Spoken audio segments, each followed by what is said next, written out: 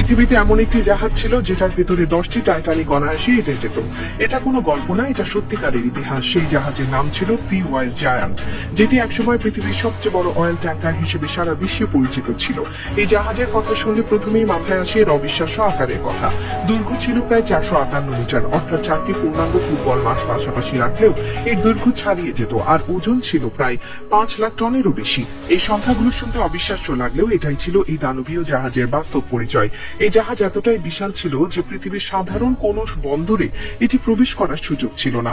English চ্যানেলের মতো গুরুত্বপূর্ণ জলপথেও এই জাহাজ ঢুকতে পারত না, কারণ জাহাজের গভীরতা এবং প্রস্থ এতটাই বেশি ছিল যে সেখানে প্রবেশ করতে গেলে আটকে যাবার আশঙ্কা ছিল। তাই এই জাহাজের জন্য আলাদাভাবে বিশেষ রুট নির্ধারণ করতে হতো। মধ্যপ্রাচ্য থেকে লাখ লাখ ব্যারেল অপরিশোধিত তেল বহন করে এই জাহাজ সারা পৃথিবীতে সরবরাহ করত। তেল পরিবহনের ক্ষেত্রে এই জাহাজ ছিল তখনকার সময়ের সবচেয়ে বড় এবং সবচেয়ে শক্তিশালী মাধ্যম। কিন্তু এই জাহাজের গল্প শুধু বিশালত্বের না, এর জীবনের গল্পটাও কম নাটকীয় না, বরং অনেক বেশি রোমাঞ্চকর।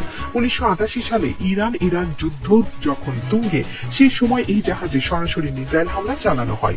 প্রচন্ড আঘাতে জাহাজটি সমুদ্রের গভীরে তলিয়ে যায়। সবাই ধরে নিয়েছিল এই বিশাল জাহাজের জীবন এখানেই শেষ, কিন্তু এরপর যা হলো তা কেউ আশা করেনি। অবিশ্বাস্যভাবে এই জাহাজটিকে সমুদ্রের তলা থেকে তুলে আনা হলো। দীর্ঘ মেরামতের পর এটিকে আবার সচল করা হলো এবং নতুন নামে আবার সমুদ্রে নামানো হয়, হ্যাপি জায়ান্ট, এবং পরবর্তীতে জার্ভে ভাইকিং নামে এই জাহাজ আবার পৃথিবীর সমুদ্র পথে চলাচল শুরু করে এবং সবচেয়ে অবিশ্বাস্য যন্ত্রগুলোর একটি হিসেবে ইতিহাসের পাতায় চিরকালের জন্য অমর হয়ে আছে।